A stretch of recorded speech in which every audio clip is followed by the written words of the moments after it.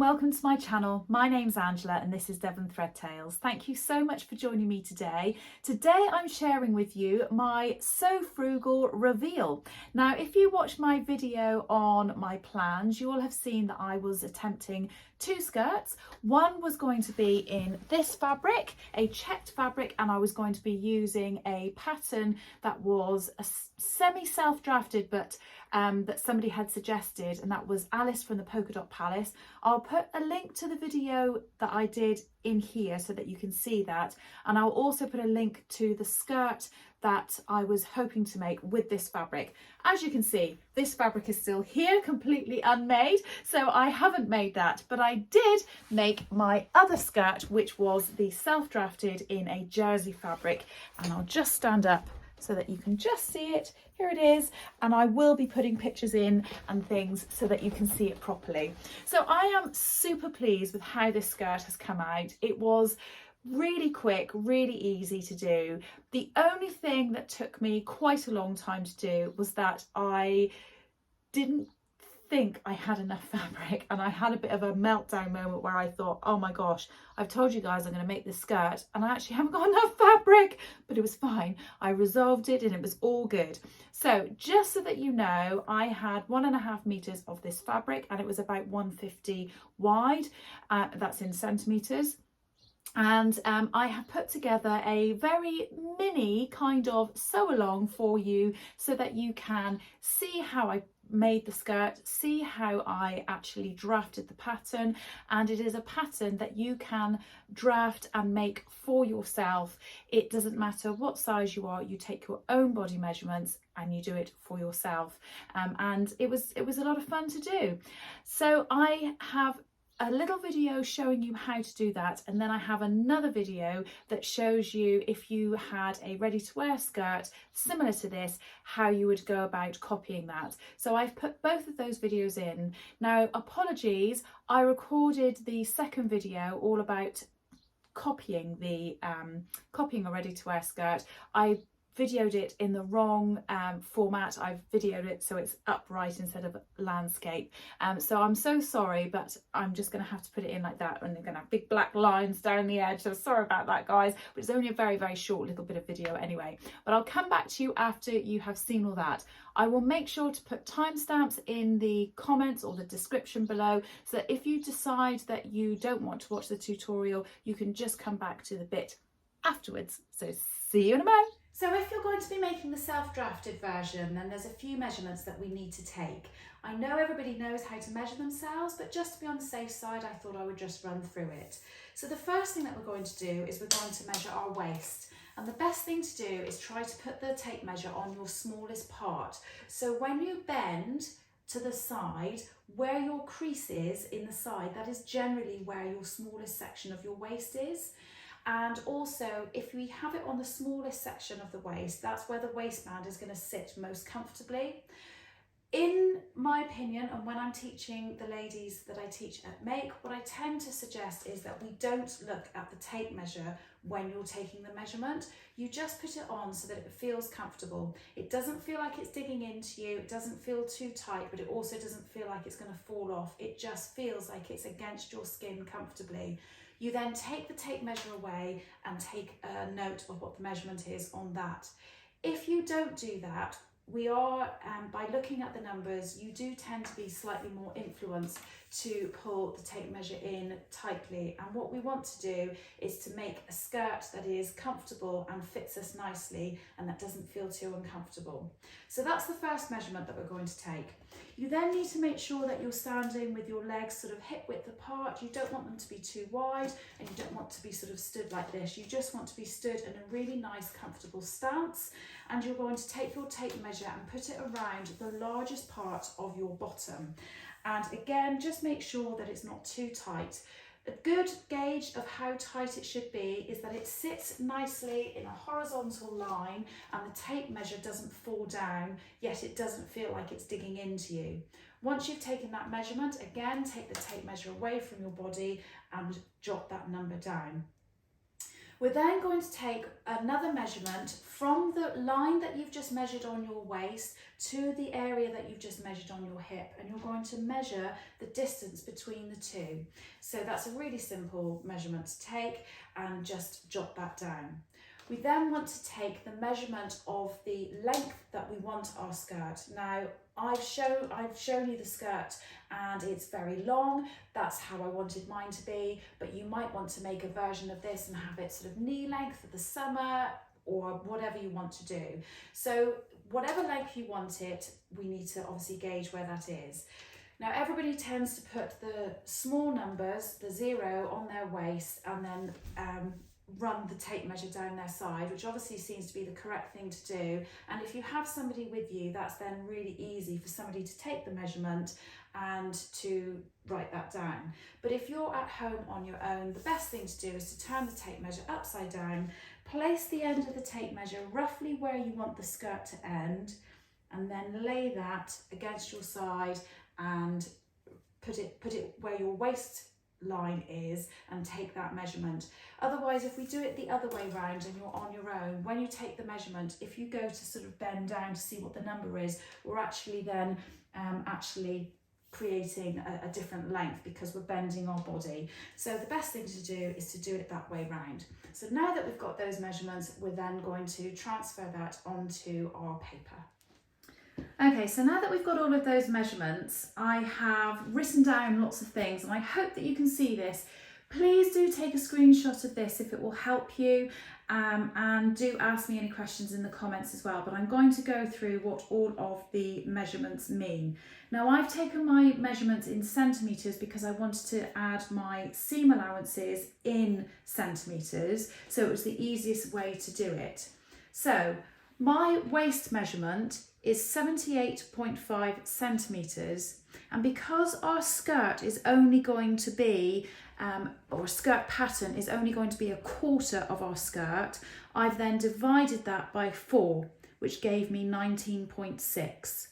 I'm then adding 1 centimetre for the seam allowance on this edge. We're not adding anything on this edge because it is a fold line, and by adding 1 centimetre, we're actually in turn going to be adding 2 centimetres because it's being cut on the fold, so it's going to be 1 centimetre each side.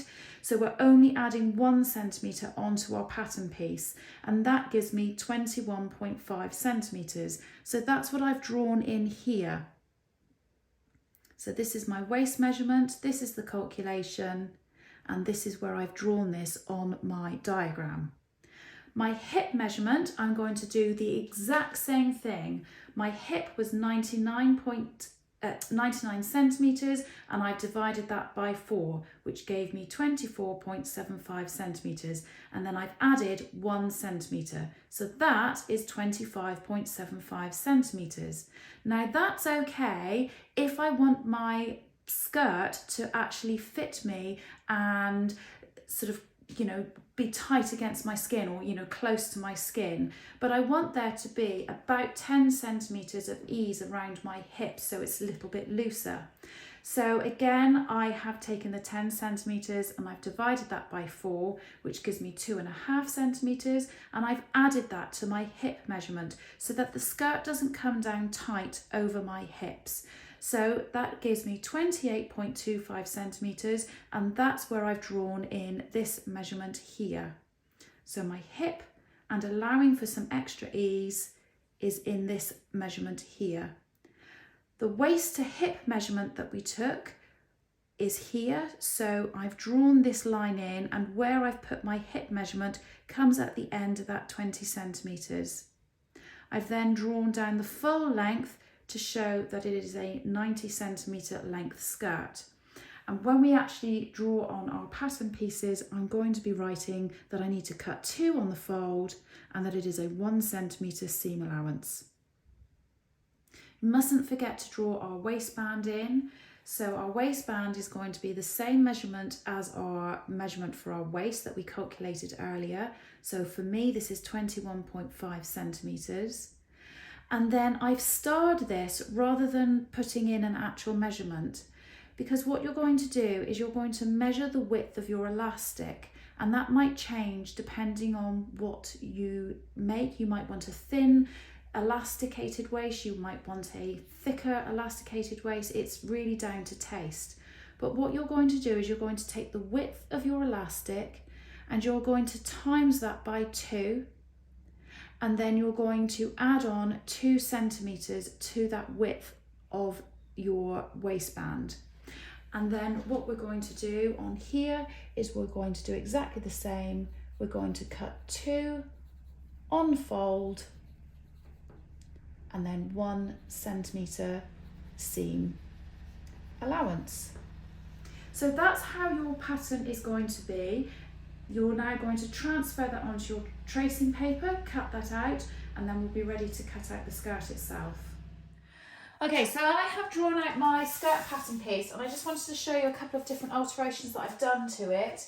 So this is the original line drawing of how I was going to do my skirt, and I just wanted to let you know that I have raised the side seam up by 4 centimeters, kept the center where it is, just so that it has that curvature that you would get and expect to have around a skirt. So I've raised that by 4 centimeters. Now, if I had a French curve, I would have done a really lovely, beautiful line between my original line and my new added 4 centimeters on the side seam. But unfortunately, I don't have one, so I've just hand drawn that in. And then I've done exactly the same on the bottom, but this time I've actually come up off of the side seam, and I've come up about 9 centimeters, and I've just drawn from the center by hand, just around, because obviously you normally have a more dipped section in the center going to the side seam, so that when you're wearing it on your body, it then lays flat across the bottom section of the skirt, to allow for bumps like your bottom and your hips, etc. So I'm going to get this cut out, and I'm going to cut out my waistband. I'm going to cut my waistband out completely straight. I'm not going to curve that. And then I'll cut out my fabric. Just coming back on before I start cutting this out, just to reiterate what I said before, I've drawn on here that this is my fold line. Just do some arrows there and there. Written fold line there, and then I've just written, which you might not be able to see, skirt pattern, self-drafted, jersey fabric, cut 2 on fold, 1 centimeter seam allowance, just so that I know when I come to do it another time, if I can't remember what my seam allowance is, at least that is then written on there. So I'm going to get this cut out, like I said, and come back and do the fabric. Okay, so I've got my fabric, I've laid it out. I have been battling with this, I'm not going to lie, for quite some time. So I'm understanding that this fabric doesn't really have a direction. I don't really want to get myself upset about whether everything is kept in the same direction, because I think if I flip my pattern piece from one side to the other for the front and the back, it's not going to make any difference. You're not going to notice that it's upside down. It has got a 4-directional stretch, so that means it stretches both that way and that way. But the stretch along the fabric is greater than the stretch down the fabric. So along the grain line is more than the other. So I wanted to try and keep it like this. Now, I have tried folding the 2 sides in and doing all sorts of things, and I just cannot get this to fit. But I can get it to fit if I place one of them on the fold, this side like this, and then I place the other one not on a fold like that. So my skirt that I've got that I've said doesn't need a centre seam, I think I'm going to end up with a centre seam down the back, but that's fine, and it's just the way that it goes. Now, somebody on one of my previous vlogs did ask me how much fabric I'm going to need for this. This is about a 150 or 155 wide fabric, and I've got exactly 1.5 meters. So for a long skirt like that, that's what you're going to need. However, if you want to have it so that it is cut on the fold on both sides, both the front and the back, then you probably are going to need a little bit of a longer piece of fabric, probably only 2 meters. If I'd had even 25 centimeters extra, I think it would have done it, but for some reason I just can't get it to fit. So I'm not going to record myself cutting it out, but I'm going to get it all cut out, including the waistband, and then I'll come back to you and show you how I'm putting it together, because it is the easiest, most simple skirt to put together ever. Okay, so I've tested all of my overlocker. I've set it up, I've put navy blue thread in, I've done a little test run on some scrap fabric to make sure that I'm happy with the stitching and that it looks okay. And I've gone ahead before coming back to speak to you and sewn up my centre back seam on my skirt. Obviously, I was hoping not to have one of these, but it is what it is and it's absolutely fine. It's not going to really make any difference. Look at it from the right side, because it's so patterned you can barely see that there's a seam on it really, so it's fine. So either you're going to have the same as me and you're going to have a centre back seam, or you're going to just have a front and a back piece, and all I'm going to do now is I'm just going to pin that down each of the side seams. So I'm going to do that on both the left and the right of the skirt, and then I'm going to come back and overlock it.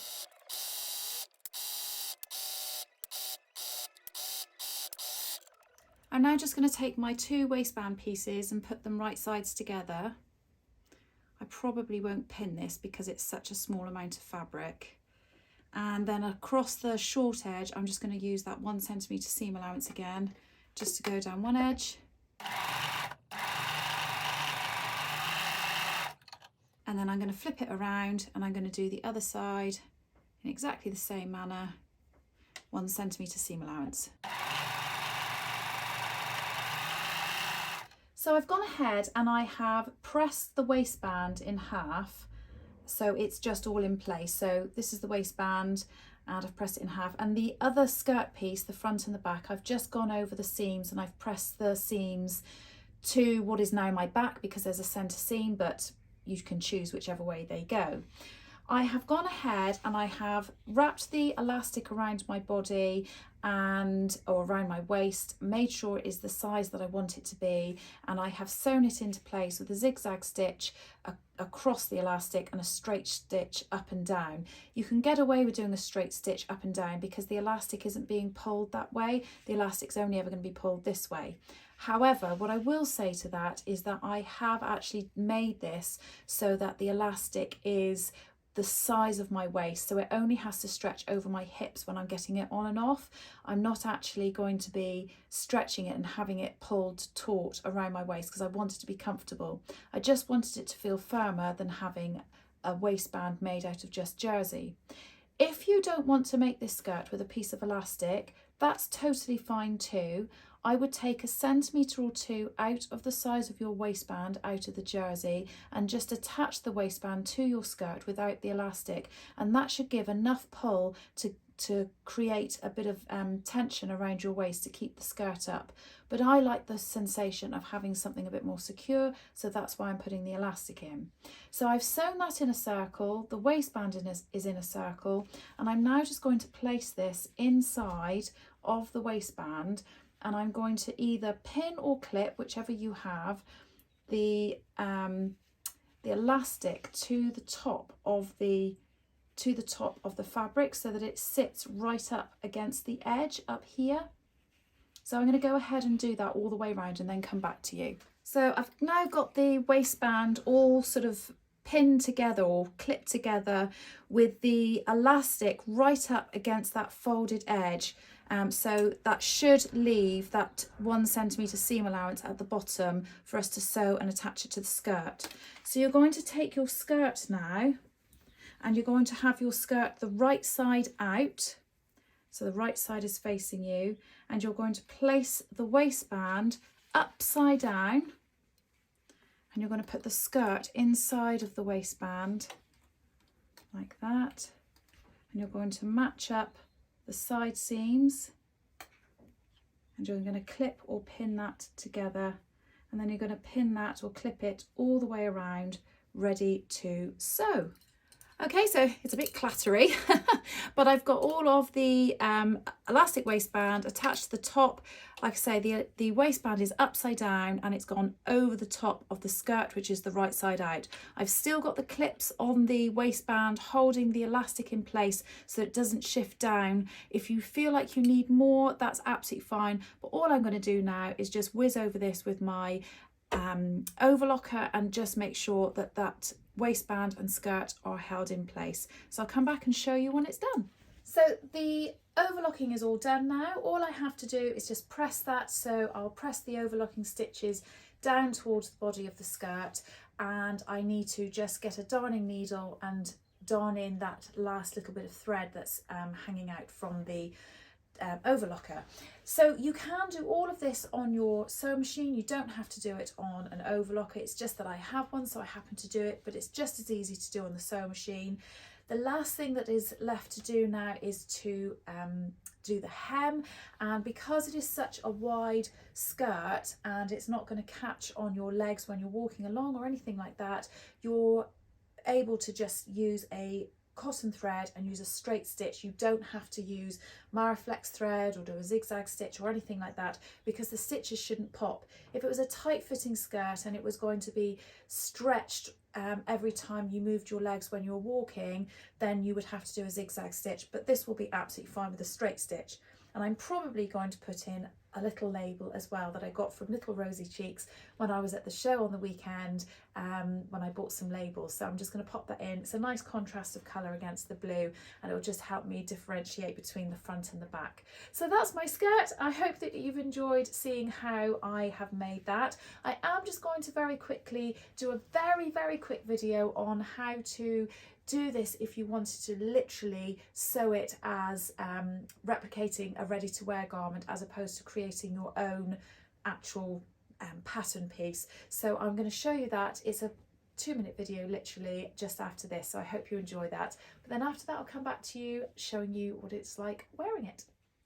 Option 2, which is obviously a little bit easier, is to lay out your tracing paper and then get the garment that you want to copy if you are not self-drafting it, and make sure that you fold it in half, and then you can either pin it or you can use Wonder clips just to clip it together so that it is totally in half.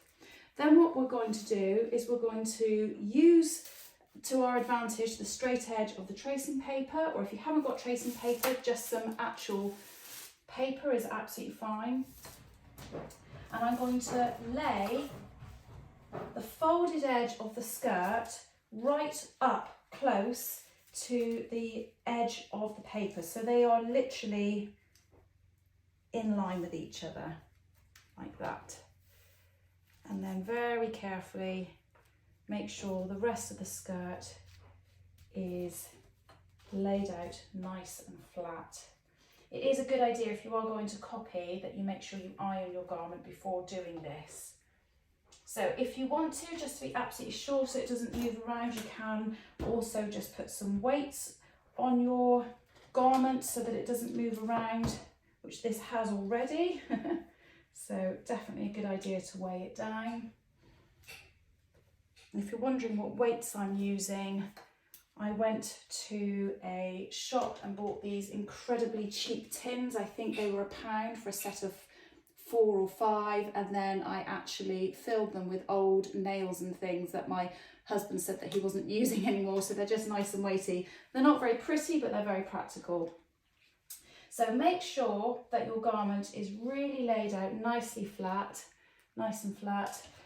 Pop some weights down, and you can use anything, tins of beans, pattern weights, mobile phone, you name it.